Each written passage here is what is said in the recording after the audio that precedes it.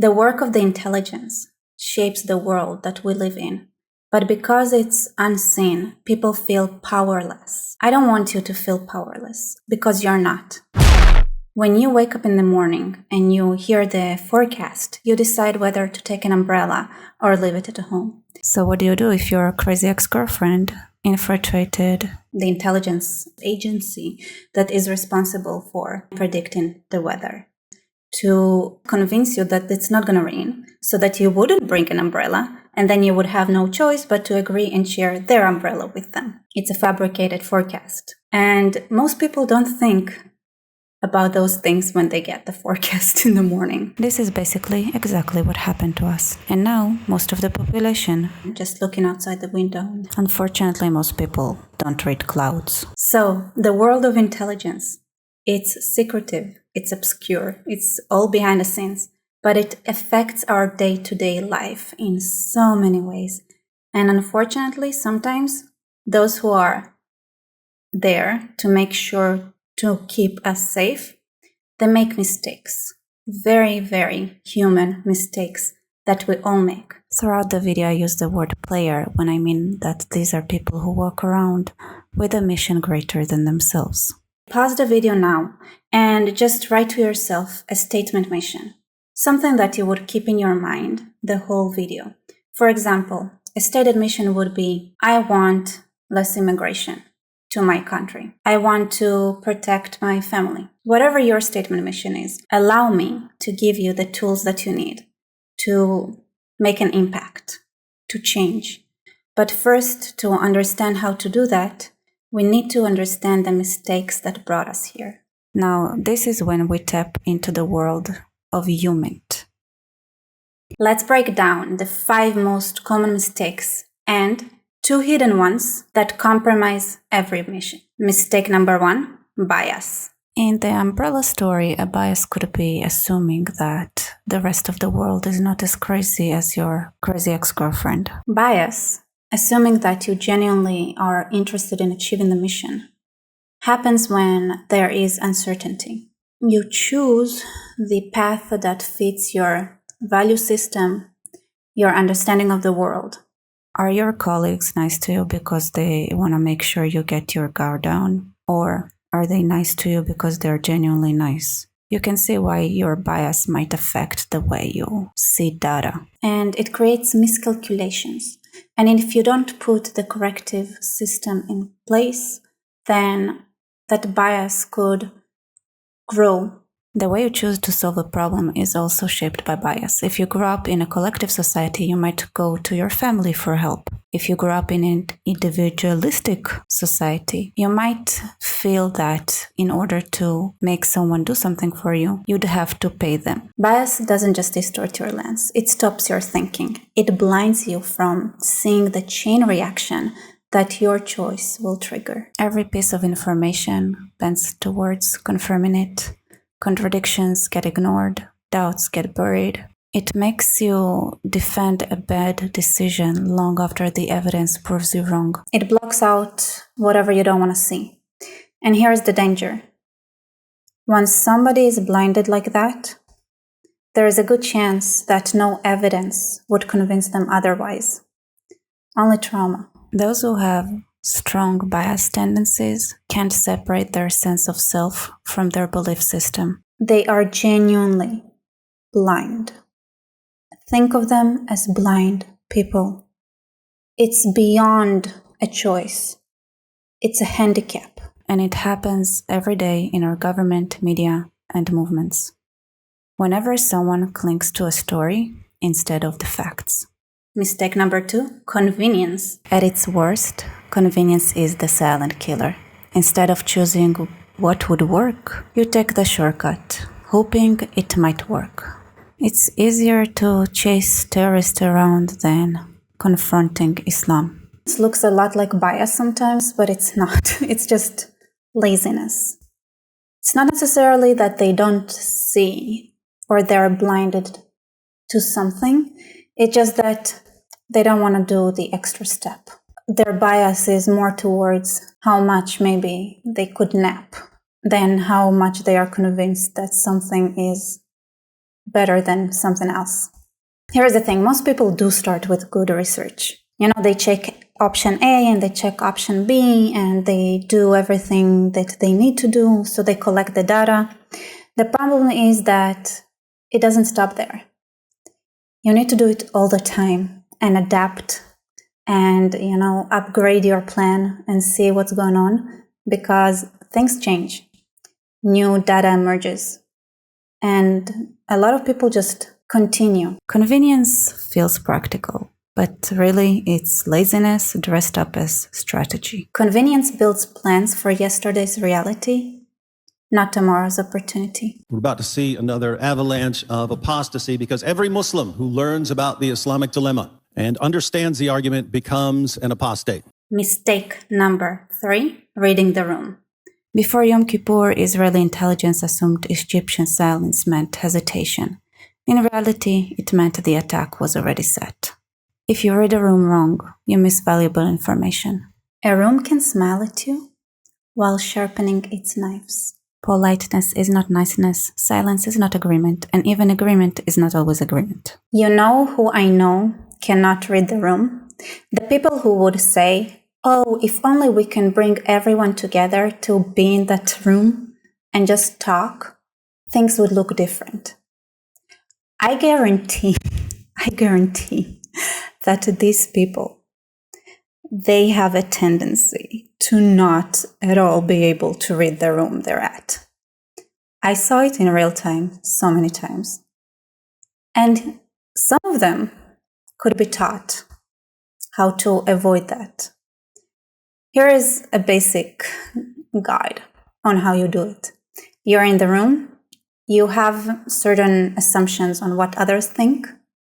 Well, say your assumption out loud, but choose a different word. Like say, "I think this needs to be done," but think about a different perspective, angle, or words to say the same thing. Or ask a question posing the opposite idea and see how they react to that.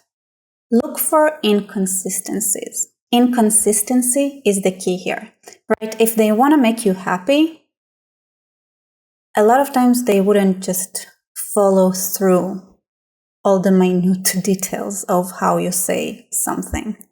And they might react differently as well. And look maybe for a way to trigger them if needed.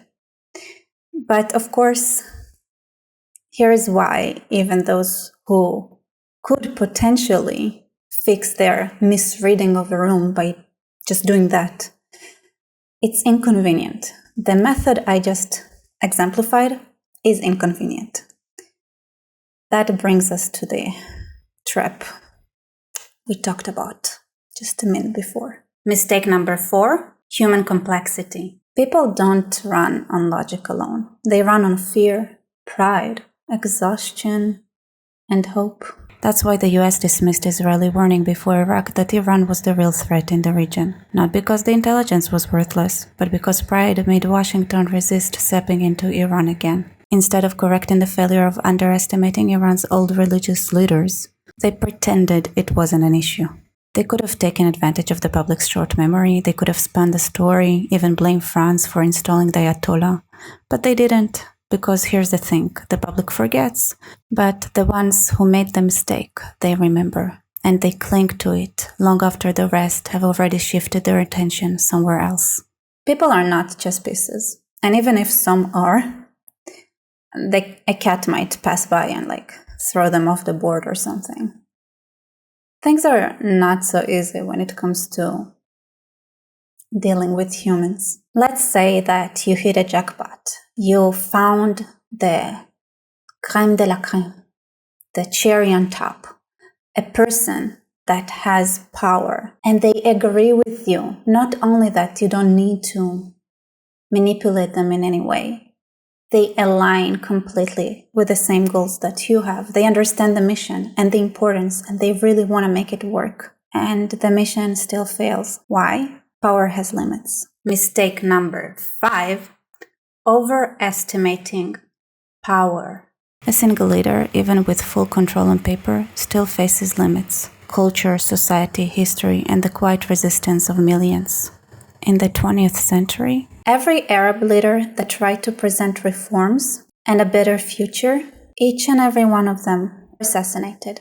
All of them. King Abdallah I of Jordan, assassinated 1951. Anwar Sadat of Egypt, 1981. Rafiq Hariri of Lebanon, 2005. Even on the local level, mayors and municipal leaders who lean towards moderation often faced violence. Many were caught before their time. Only the most cautious survived through multiple assassination attempts. The world of the elites is very, very dangerous, intricate, and complex. They are under the spotlight. They are under the microscope, and they have power and resources, but they have a lot to lose as well. They balanced progress with brutality, never appeared too weak or too Western, and they knew how to read the room. They made sure everybody is tranquil and chill and looking away. These mistakes are powerful, meaning you cannot fix them, not on your own. Even if you know that list by heart, you probably wouldn't be able to catch your moments of bias, convenience, misreading the room, not understanding human complexity, and your moments of not understanding the limits of power. And don't ever think that you could fix those mistakes, not on your own. Biases, invisible. Convenience, once your brain made a shortcut, that's it. Feels natural. If you misread the room, what could you do? Read it again? Silence feels safe. No matter how humble you are, pride feels righteous, especially if you worked really hard for something you believed in and it's being challenged. Power, especially when held by someone else, it looks infinite, but it's not. The only correction comes from the outside, from the noise you'd rather ignore. If you are the noise, be a very annoying voice. Yes, it is not a fun role to play. Hidden mistake number 1. Misclassifying mistakes themselves. They label it bias when it's really inconvenience. They call it human complexity when it's really just misreading the room. If you misclassified the type of mistake that you made, you're probably gonna make the same mistake again. But it's not always that what you see in front of you is a mistake. There is another layer here. It's when the stated mission and someone's personal mission might be less aligned. Here is the key. Those who lie know they lie. They'll even try to flip it on you and claim that you are the one who is distorting reality. It's your job, just like it's anyone else's job, to find them. You brought an umbrella every day to work. It could have been you who made up that story. Who is an operative, who is a player, and who is a pawn? Here is a guideline. If they show no empathy, it doesn't mean anything. They're pawns, untrained operatives. They might be wrong, they might be right, they might be evil, but they're not the player, unless they're tired. So showing no empathy doesn't mean much, but it usually means that you're not the target to be played with. You might be a target for assassination, but they're gonna manipulate someone else to do that, not you. All right, when they show empathy, beware. This is when you know they're operatives. It's either that they are good ones or bad ones. So let's switch to the girl's perspective. For some reason, when you go to the office, the umbrella guy is the only guy that is nice to you. People who want your favor. They're gonna pretend to be on your side. But then, he only does it in private. And when you ask him privately about it, he would say, well, you see, there is a colleague here that gets jealous and I don't want to hurt their feelings. They make you stick your nose in someone else's trouble so that you wouldn't notice your own. So notice they would try to avoid aligning themselves with your goals. From time to time, he would ask you out, but you would refuse. Of course, at that moment, he stopped showing empathy. Then there is the long game. Broken promises, unfulfilled expectations. Every choice leaves a trail. Everybody knows that you're obsessed with him, and they laugh. Your colleagues are now his pawns. You win today, but the shadow of mistrust makes tomorrow unwinnable. Hidden mistake number 2, reputation. Reputation is the one cover you cannot rebuild once it's blown. But good luck reversing that trend, because this colleague of yours had been running this umbrella gig for like a year now. Once you speak up, you understand how complex it is for those who want to oppose from within. Think Tommy Robinson. He was a noise. He chose to be a noise, and how much he paid for it. There are MPs that were murdered. There are MPs that are under threat. There are people who are being chased, higher ups. You need to know that there is a reason why you choose to be silent in front of people that couldn't do much to you. Worst they can do, think you are a joke, and that's it. People choose silence. People who know how to show empathy change the world, for better and for worse. And walk through the trail they left. Those they discarded, they're gonna be your allies. When it comes to your government, the media, the education system, the school your child goes to, the local newspaper, you are the operative. And it's time that you understood your power. If that's something that interests you and you want to be an active player, then I have an offer for you. Sign up to my course, Understanding Humanity. The link is in the description below. By the way, I made all of those mistakes. Fear not. It's normal. People came to me and said, hey, you were mistaken. It was very embarrassing. And then I fixed my ways and moved on. Because there is a mission that is greater than my personal pride. Okay, everybody, thank you so much for watching. Like, comment, subscribe. Share that with a friend. And again, please consider supporting this channel by going to Patreon, PayPal, Buy Me Coffee, or even here, super thanks in the comments. Thank you for watching. See you later.